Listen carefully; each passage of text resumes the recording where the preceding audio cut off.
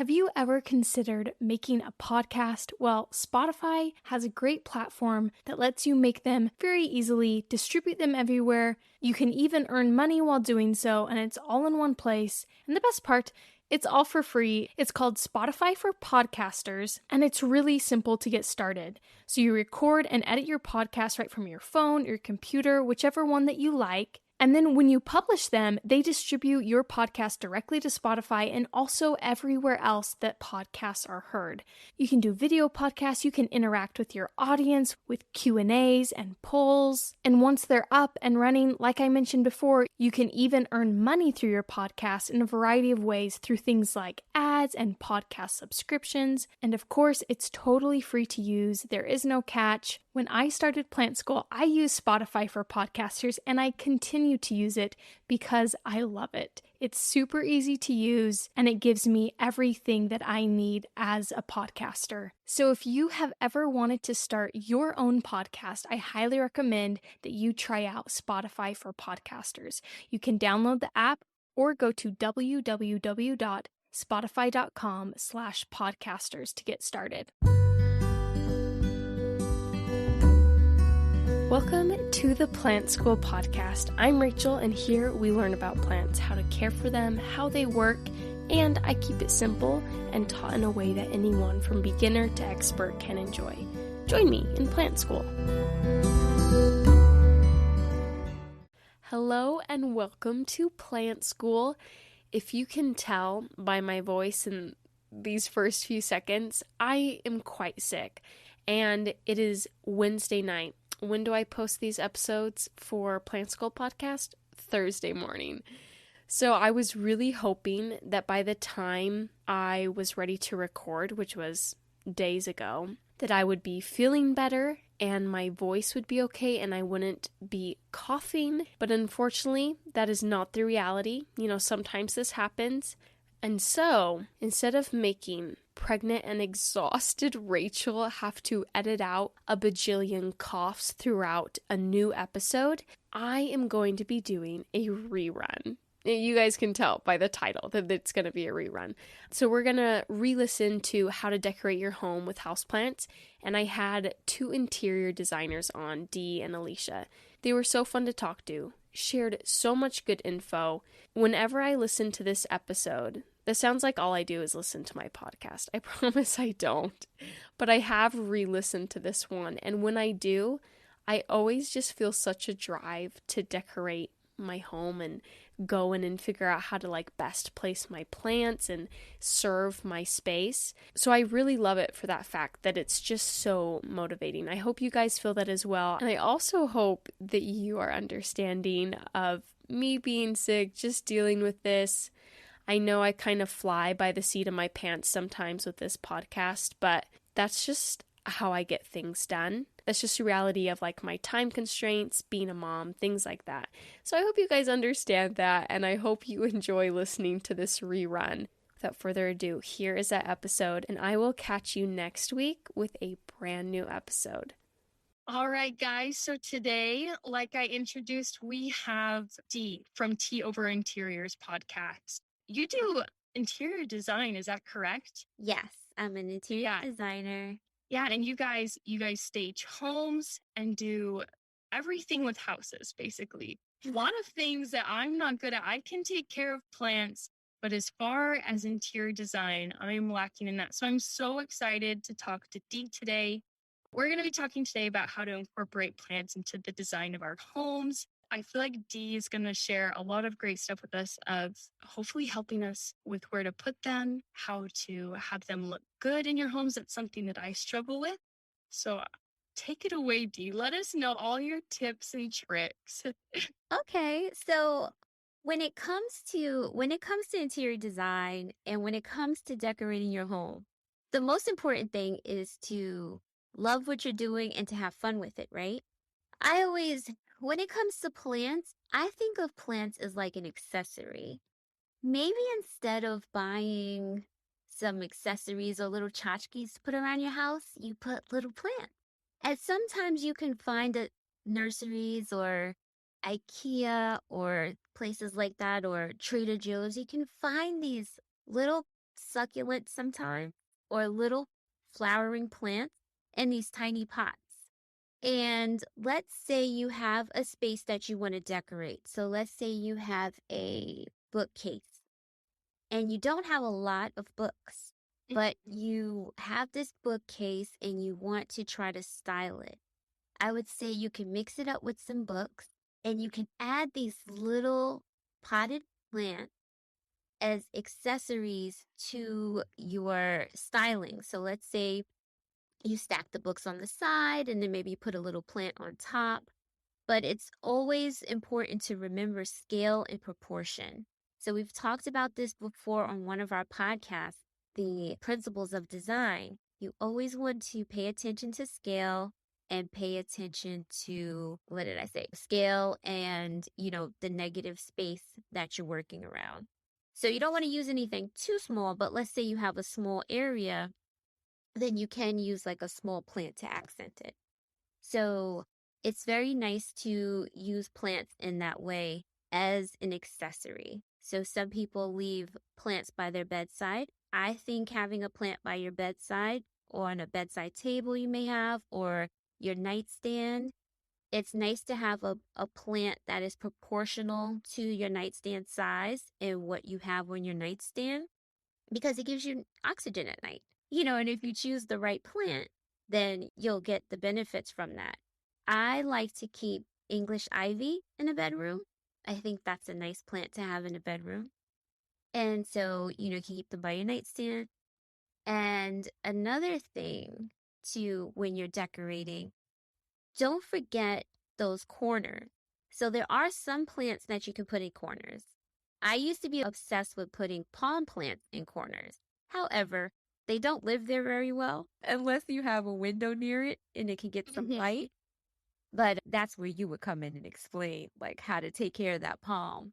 But usually a lot of people are always like, I just hate this dead corner. And especially if they don't want to add more furniture because maybe they're more on the minimal side like I am. I like to design more minimal, not minimalist, but more minimal. I don't need to put everything everywhere. I like to see open spaces. So sometimes you can add it to a corner and you can dress that corner up. So if you do have a dead corner, you can use a nice tall plant to accentuate the height of the room to draw the eye upward.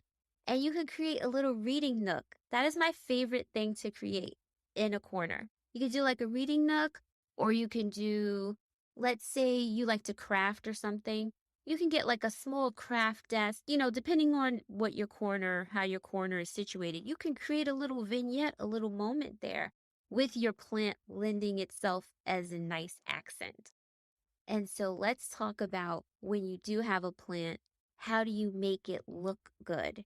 A lot of times from the stores and the nurseries, they come already pre-potted and they're usually in a plastic pot that has drain holes.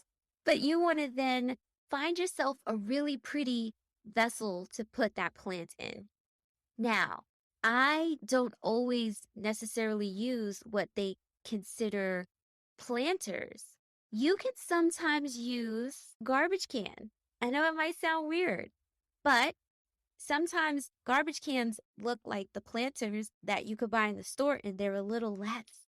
So I remember years ago buying this garbage can from Alicjia that I thought was a planter, but it was not. It was a garbage can. It was black and it had nice rim texture around the edge and it was riveted and it looked just like a planter I saw somewhere. So I picked it up. And the next thing you want to do is if the plant is kind of on the shorter side, you want to elevate it. Because I like to elevate things because you want to draw attention to it and make it feel more important. So especially if you're going to use it as an accessory piece because, your plants are living and they're growing. And if they're a flowering plant, then that's going to even make it even more beautiful. And you want to show it off. And maybe you may have to elevate it so that it can reach the height of your window or get more sunlight opposed to being lower to the ground. So that's another reason why I elevate them. But then you can find the planters that are already elevated, which is great. They have those tripod legs or they have the tables that you could put the plants on. I definitely recommend to elevate some of your plants. The other thing when you're decorating with plants is to always vary the size. I love groupings. So like I said, I treat plants like accessories. I think it's always nice to group your plants and vary the size. So group them in 3s and 5s. I like odd numbers. So 3s are good for like maybe a large coffee table, depending on, again, you got to look at the scale and the proportion. But you may want to just group a few on a coffee table with some books. Plants and books go really nicely together. Plants, books, vases, but don't overdo it because the plants are really the star of any room, I think, because I love them as a finishing touch in the room, and I don't think they need too many buddies around them.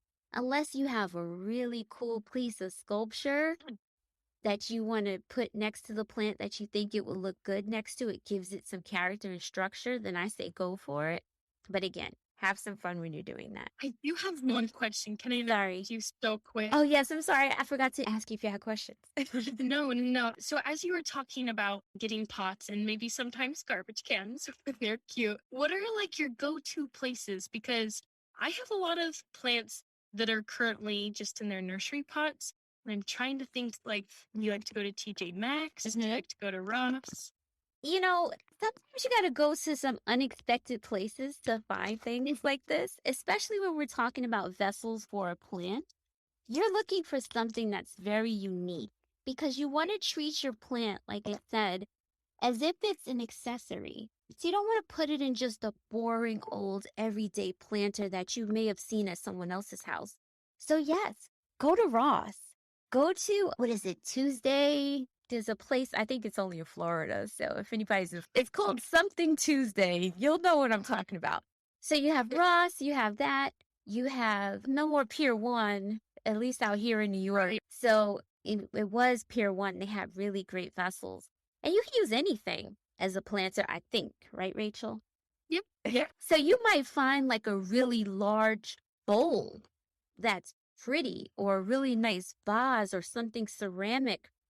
But yeah, you could check out your local nursery. Sometimes they have nice planters. They're probably going to be on a little more pricey side. But if you're looking for something really unique, sometimes you could go to Ikea and you could find a cute garbage can for like $7.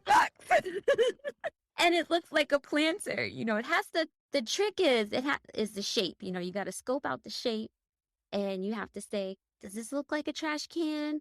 Or could this be a planter? Everyone thought it was a planter that I purchased. No one knew it was a trash can. I didn't know it was a trash can until I think I went back to an Ikea for another time and I saw it in the sections with the trash cans and I was like, oh, okay. So TJ Maxx, Marshalls, Home Goods, Home Sense. Not so much Home Sense. I noticed they don't have a lot of those kinds of things. But maybe like Home Goods, TJ Maxx, Marshall. Those places I think are great to look for off the beaten path kind of vessels to put your plants in. Yeah. Okay, well that's good to know because like I said, I need to go out and I wasn't really sure like where to start. So those are some great suggestions. And it's fun to go looking for those things. Another place you might want to try is if you have a really nice thrift store near your home. Secondhand store. Out here in New York, we have Housing Works. They have some cool stuff sometimes. And you can find vintage. I love vintage things. And if you listen to one of our episodes, we talked about the new trends for 2022. And one of them is adding vintage items to your home, whether it's furniture, whether it's wallpaper, whether it's, something that's vintage. If you don't really care for adding traditional things into your home, think about it when it comes to your plant pots, right? You can go out and buy you can find something like metal and very antique-y to put your plant in, and that can add that touch of vintage or retro inspiration that would go with a modern styled interior, a mid-century modern interior. I love mid-century modern, but it'll pretty much go with anything and it'll give your place some personality. So you can use some of these trends in different ways that will last a long time because it's just a planter, right? It would last a very long time and it would surpass every trend because it's done in a small dose. So that's another thing you could do when you're looking for, vessels for your pots. You have any other suggestions? That's such a great tip. And yeah, I do have one more question. So when you are thinking of like what you want, like, and how you want to decorate with your plants and where you want to put them, do you go to Pinterest? Do you have some sort of app that you use? I know you probably have an incredible design eye and it just like comes naturally. But maybe for those people who don't feel super confident in that, is there like a way to kind of figure out what would look well here? Yeah, how do you go about getting around that? Not every home is going to benefit from some of the things you see on Pinterest just because of the way your house is designed. I know that I would love I used to be in love with these living walls. And I'm not talking about the boxwood on the wall. I'm talking about the living walls with like some of the vines coming out and the florals and things like that. I used to be obsessed with those, but I don't have enough wall space on any of my walls to create that. Probably in the kitchen, I could have done that before I added my wine shelf, but that's probably the only place that I had. But that's not where in my mind I wanted to put it. I had an idea to put it in my living room, but I have like pretty much zero wall space anywhere to create enough of a statement. So when you're looking like, where can I add a plant? I'm going to give you a trick. You can take, let's say you have maybe a square box of tissues, or maybe you have a vase, or maybe you have something round, a bowl. If you're thinking that you want to hang a plant somewhere in a corner, because that's people are doing that now. They like to hang the plants in the corners. Some people are like very bohemian, they got the macrame, and then they have the macrame crochet planter that they want to hang somewhere. Take a bowl or some type of vessel, like I just said, like a tissue box or something, and hold it up in that corner and see if having something in that corner, holding something in that corner, if it feels right to you. Because a lot of times, certain corners, because of how tight they may be or what's surrounding them, hanging a plant in the corner may not work in that situation.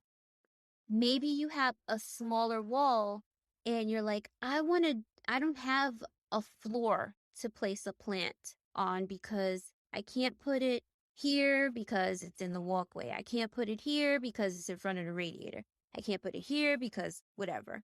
You can utilize your walls, and instead of buying artwork, you can hang the plants on your wall. There are so many different ways you could do so. You could buy a pegboard, and you can buy planters that you can add like a ring with a stem around it and put it into the pegboard, and you can make your own little like display or wall display. So that's one thing. Check out your walls. Stare at your room for a while and say, where would a plant thrive best? Where's a moment that I can add a plant? And if you have the idea like, okay, instead of buying artwork, I think I want to use this wall instead of doing a whole gallery wall. Maybe I want to use this wall over my sofa. And maybe I want to create some type of plant story. So then you could go to Pinterest if you're not very good at putting things together and type that in, like wall over sofa with plants or something. And then, you can see different designs. You'll see shelving where you can vary the size of the plants across the shelving. You could stack your shelving, stagger it. You can, like I said, hang them on the walls in different, configurations. So that's what I would tell people, because I know that used to be a problem of mine, that sometimes my bedrooms did not have a space for me to place a plant on the floor, but I really wanted a plant on the floor, because that's what my heart was set on. But then I had to get creative and put them on the nightstand or put them on my console, put a plant by the console.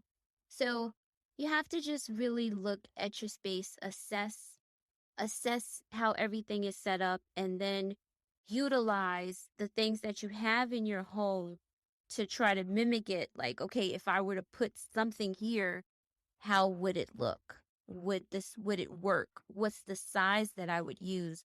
And you can start to, configure your scale and your proportion by picking up something in your house that may be the size that you're thinking of for a plant. And that's what I would say. But yeah, you could try Pinterest, you could do Google, you can, you call a designer for, design consultation. Like, hey, look at my plant. Yeah, you can call us, hop on the phone with us for an hour or so and say, this is my space. Where can I add some plants? Where's the opportunity for some florals? So that's one thing that you can do.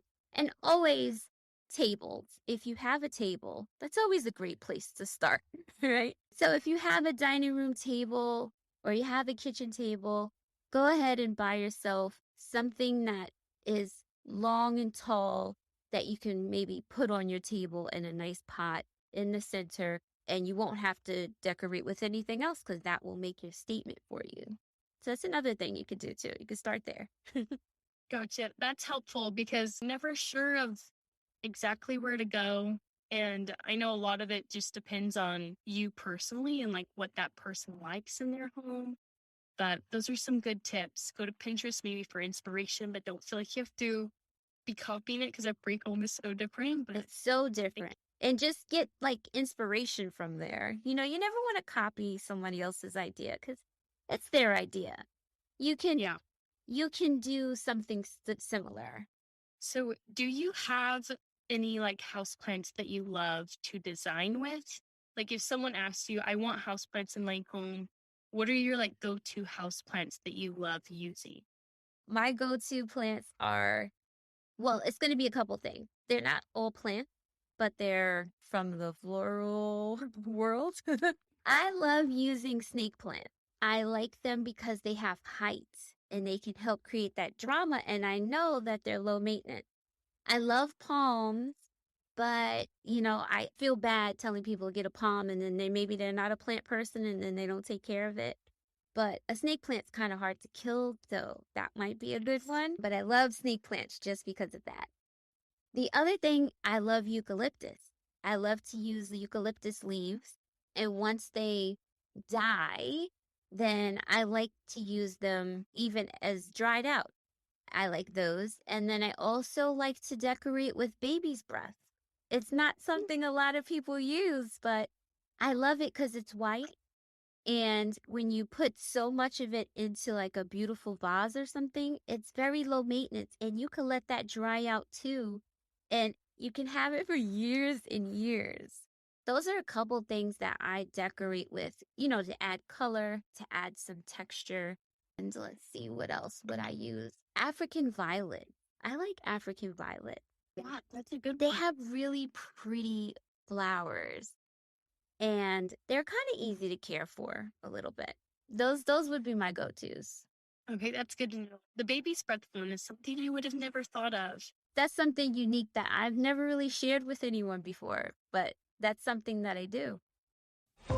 Listen to the 48 Hours podcast for shocking murder cases and compelling real-life dramas from one of television's most watched true crime shows.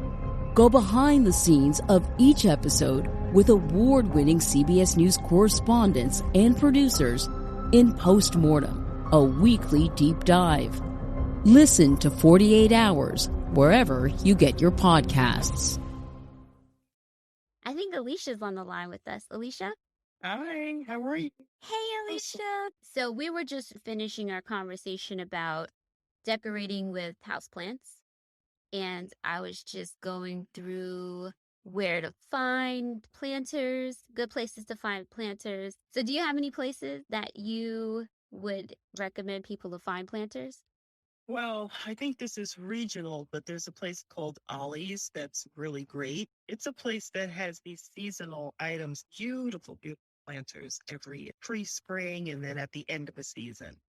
The other place you could do it, people underestimate the value of thrift stores. So many, I do that for picture frames too, but yeah, there's really nice planters and some of them are made out of clay. And then if you buy inexpensive things, you could spray paint them so that they all have that same finish. Yes, So that too. I forgot to mention that part. there'll be different shapes and sizes, but there'll be some continuity because they'll all have the same finish and the same color. That's a way to kind of really make a fantastic display of natural plant life in the house. So I also wanted to add, Rachel, I didn't mention this. So going back to when people are decorating with plants, another thing to consider is the style, the design style that you're looking to achieve. So let's say your home is already decorated in a mid-century modern style. One of the plants that complement that style very nicely is the rubber tree. If you noticed on like some of the programs from like the 60s, 70s that they had the mid-century design, they had rubber trees, and they also had them on those, those leggy planters, the tall leggy planters they had them sitting on. So you want to pair those together, and then that can help complete your mid-century modern look. There's another plant that works with mid-century modern decor, and I think it's called a fig, a fiddle leaf fig. Yeah, that's probably just the layman's term, but yeah. So that's another one. And then if you like farmhouse, let's say you're a big Joanna Gaines fan and you love Magnolia Home, the vintage metal planters, repurposed pots, spray painting them or doing whatever you want to them, you would use maybe like herbs opposed to plants. You would use herbs. Like a nice one that has nice flowers would be mint, or sage is nice. Sage or lavender. Sage, lavender. Oh, that's another one I love to decorate with, Rachel. I love lavender. Lavender smells so delicious. So yes, lavender, some herbs, decorating with herbs would be very nice, keeping them in pots around the house. Olive trees too. Olive trees, and I like aloe. It's weird. My house is not mid-century modern, but I like the farmhouse flowers. I don't know what my problem is. But yeah, and so those are good. Eucalyptus, that's another one, right? But I love eucalyptus and succulent. And then, you could take like vines and things like that and wrap them around your mirrors and make it real farmhousey looking. But, those are different things you can do depending on your style of your home. And then also, if you really don't know what your style is and you feel like it's more eclectic, then you could choose something like a flowering house plant, like a cacti. And some of those cacti, I've seen them in the store. I don't know if these are real florals they put with them because I never knew cacti to have flowers, but I've seen a few with flowers and some succulent. So those would be nice to use flowering houseplants in an eclectic style, I guess, if you're not really sure what your home is. But you could use whatever you want. Whatever you could take care of, they would all work. I just think when it comes to what kind of pot you would put them in, maybe that's where you would discern the style. And, it helps to make the home look more cohesive. Yeah, and I have a question for you guys. So when you get into like the hobby of houseplants, I feel like there's a wide range. There's like people who love just to have a few, but then there's also people who have like full dedicated owners of their homes. There's like all plants or like whole shelves or dressers. And for me, I like really struggle with like the visual clutter. I really don't love it. Yeah. So how would you say, like, how can you like break that up so it doesn't feel like you love plants and you want a lot of them, but you don't want it to look cluttery? That is one of the things that's the reason why my plants are not grouped together so much. A small grouping is fine, but I can't, I have a thing with visual clutter as well. So I would say if you had a dedicated room and you made it like your greenhouse and you just went crazy and had all the plants in there and it looked like whatever you wanted it to look like. Let's say you want it to look like a nursery, But I feel like in your living quarters, you don't want the plants to overwhelm the space because then it's kind of like the plants live there and you don't live there. Yeah. So But I understand some people just really love them and they just can't help to have, like you said, a corner of the room dedicated to just like where they put all their plants. But then I kind of feel like that's like a nursery. It kind of gives like a nursery vibe. But when you put them in certain places strategically, it kind of feels like you're decorating with them. But when you have them all together in one area, then it feels more like you're raising these plants maybe for other people. So I think what's your intention? I think maybe that's what you may want to ask yourself if you want to put all these plants together. But Gotcha. yeah. And some people I feel like really do. Yeah, they do. I've They're seen it. Yeah. Yeah. I've seen it. And like I said, I'm just a person that it's very hard for me to be a maximalist in that way and have so much plants overrunning a space. It would just drive me crazy. So, but Alicia, what do you feel? My recommendation when a person really has the love affair with plants and they really want to create a space in their home that would give the plants an opportunity to really be the focal point. You know me, I love a live wall. I would really encourage a person to do one wall, one very nice white wall, and create the planters horizontally or vertically and create an opportunity and a moment just to appreciate, allow the plants to have their place in the house. And then it gives the homeowner an opportunity to interact with them because they'll need maintenance. They too will get out of control. They too will go crazy, but at least there is a focal point and a designated location, and it's not taking up a whole bunch of floor space. Yeah, but I've seen the people, they like the floor. They want the plants on the floor. They don't want a wall. What about the people that don't want a wall? I think that's what Rachel was talking about. They need a greenhouse. That's what I said. They need to make a room. Because when she said that, it automatically, that's what popped in my head. That's what I saw, because that's what I see a lot online is people with these plants all over the floor in their houses. And I'm just Yeah, like, but I mean, a hobby, I understand, like, not everybody has the space for it, but you really aren't. I mean, listen, people can live the way they want to live. yes, they You know, can. They can. Yeah, I mean, Definitely. it's not We're into that. right? We're into that. We're very much into people living the way they want to live. We're very much. Absolutely, absolutely.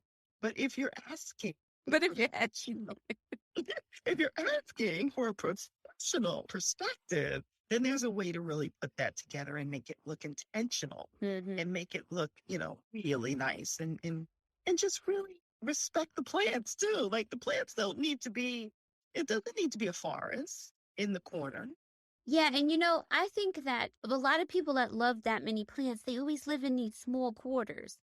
But the people, sometimes, if you do live in a really large home, you're blessed with like a really large home, you can create that focal point to make it look really amazing for your plants with a whole water feature and everything, and just like centralize it. But again, like I talked about before, it's all about scale and proportion.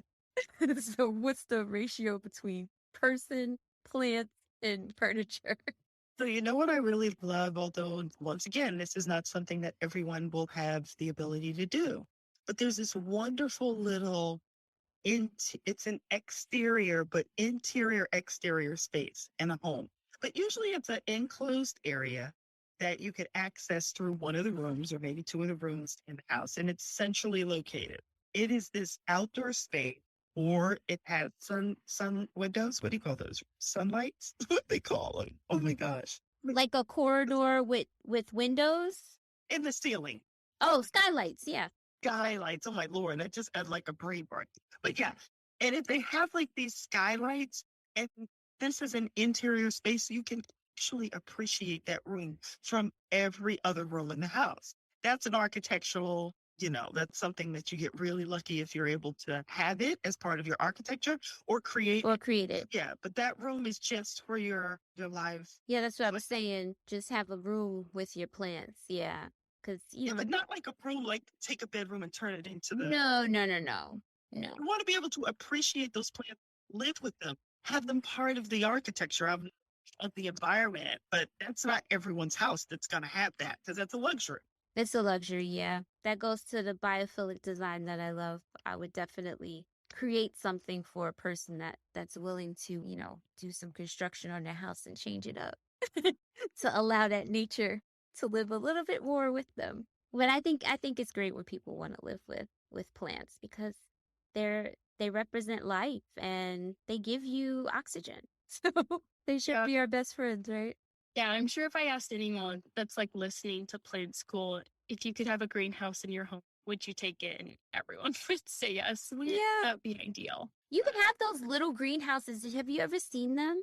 They sell them, I believe, at like Alicjia, like a little greenhouse. And you could put your plants in there or your herbs or whatever and grow them like enclosed. And you could find an area in your home for it. That's awesome. Those are adorable. I have yet to get one, but I don't know where I would put it. So. Yeah. I don't have a place to put one either, but I dream about it every day. I'm like, oh, really? Because I wanted to start growing mushrooms in my house. It's not a plant, but I wanted to start growing mushrooms and microgreen because I like to eat plant-based. So I wanted to grow my own microgreens, but I have to figure out where I'm going to grow them. So. Yeah, it's awesome. Well, do you guys have any other like last tips of incorporating plants into your home? I love to keep a plant or two like in the bathroom. I have my snake plant in the bathroom and it gets moisture from the shower. Yeah, all that steam, humidity, and it seems to be doing good in there. And yeah, like I was saying, just adding them to different areas in various sizes. I think I went over everything that I wanted to touch on. Alicjia, did you have any last things you wanted to add? No, I don't want to be redundant because I don't know everything that you got a chance to discuss, but I'm certain you covered all of it. Yeah. I appreciate you guys coming on so much and sharing this because it's definitely an area where I don't know if people who get into this hobby put a lot of thought into it. And it's so nice to hear all the things you can do with plants to add to your home and make your home beautiful, a place that you enjoy. So I really appreciate you guys being on. And before we wrap this up, where can we find more about you? What are your guys' like social handles where we can follow your podcast, your Instagram, and all of that? So our Instagram is Truesdale Morrison Design. That's TruesdaleMorrison Design. It's a lot. And that's both on Instagram and Facebook. We also have our podcast everywhere. Tea Over Interiors can be found on Apple Podcasts, Spotify, Stitcher. I get Buzzsprout. We're everywhere. So wherever you listen to podcasts, you can find Tea Over Interiors. Awesome. Thank you guys again for being on the podcast, and hope you guys that are listening are able to use this information and incorporate your plant into your home in a way that you love and really adds to your home. Thank you so much, Rachel. Thank you for being here and listening today, and I hope you'll join me next week. If you'd like to support this podcast and keep it going, you can find the support link below in the description and donate. Or I have some awesome Plant School merch, including stickers, shirts, and mugs, and the link to my shop is in the description as well. And if you don't want to spend any money but still support the podcast, share this podcast with a friend, either verbally or electronically. This will even qualify you for my giveaway. Just message me on Instagram at TinnyPlant that you shared the podcast with a friend, and you'll be entered in for a chance to win some goodies. Winners will be announced on the podcast. Again, thank you for listening, and I hope you have a great week.